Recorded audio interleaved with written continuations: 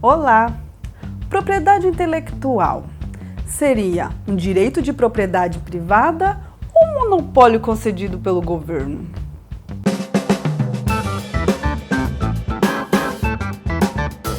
Antes de começar, e aí, já se inscreveu? Se não se inscreveu, bora se inscrever? Tô esperando. Tá, agora vamos começar. A lei de propriedade intelectual, ela garante a pessoa que inventou alguma coisa ou fez alguma coisa que usou ali a cabecinha dela para fazer um poema ou desenvolver uma fórmula química ou alguma coisa nesse sentido, o direito dela receber por um certo período pela sua descoberta. Mas assim, as pessoas não entram em consenso a respeito do direito da propriedade intelectual. Para alguns, eles defendem que quem inventou algo, portanto, seria algo valioso e deveria receber por esse invento. Para quem defende a liberdade, mais os libertários, vamos assim dizer, eles acreditam que ideias, quando estão ainda em processo de desenvolvimento, que não existe de fato o produto, ela não tem um dono, vamos assim dizer. Por exemplo, o que seria propriedade privada? Se eu tenho aqui esse fone, propriedade privada, vamos dizer, minha.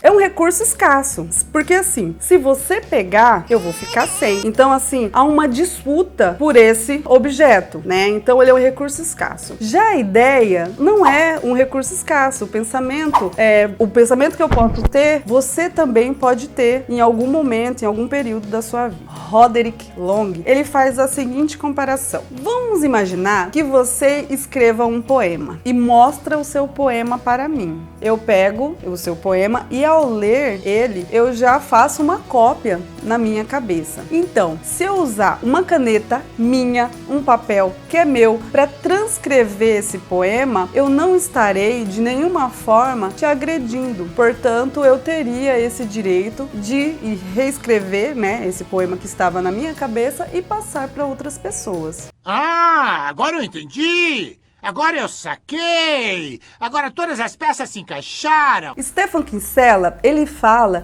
que as ideias não são escassas. Por exemplo, se você tem um método de colher trigo e eu vou lá, vejo esse método na qual você utiliza para poder estar colhendo aquele trigo, eu não estou roubando essa técnica de você. Nós dois podemos usar o mesmo método para o mesmo fim, sem agressão e sem prejudicar um ao outro. Nesse aspecto não haveria uma perda, vamos dizer assim, porque assim, ninguém tá roubando de ninguém, então ali tá todo mundo, cada um no seu canto, utilizando a mesma técnica para um fim. Segundo Christian Engström, a propriedade intelectual, ela foi criada para defender, né, as pessoas que estavam criando algo, mas ela tá acabando, por assim dizer, diminuir a liberdade individual. Porque assim, com a desculpa, né, de preservar o direito a essa propriedade, né, intelectual, o governo e algumas empresas abrem brecha para ela fiscalizar o que as pessoas andam compartilhando ou conversando nas redes sociais. Por exemplo, do YouTube, se você coloca ali 10 minutinhos, 10 segundinhos de alguma coisa, ele já acha que aquilo ali você está tomando a propriedade intelectual de alguém, então ali já desmonetiza, ou você não pode colocar um determinado vídeo,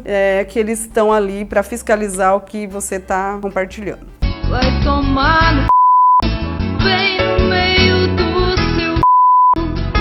E assim, a questão assim do YouTube ainda é uma coisa mais bobinha, vamos dizer assim. Para vocês pensarem numa coisa mais grave, o governo russo, ele teve aprovação da Microsoft para poder confiscar todos os computadores da oposição com a desculpa de fiscalizar o que a oposição estava fazendo ali. Então assim, ele se utilizou dessa lei para poder se beneficiar. Dentro da propriedade intelectual, ela tem várias vertentes, mas uma das vertentes na qual eu quero mencionar agora, que vai casar ali com a pandemia, é a questão das patentes. As patentes surgiram como uma forma do governo, assim, eles não queriam cobrar imposto, mas eles queriam receber um dinheirinho ali. Hoje em dia você não precisa exatamente do governo para poder adquirir uma patente, né? Tem alguns escritórios que são especializados nisso.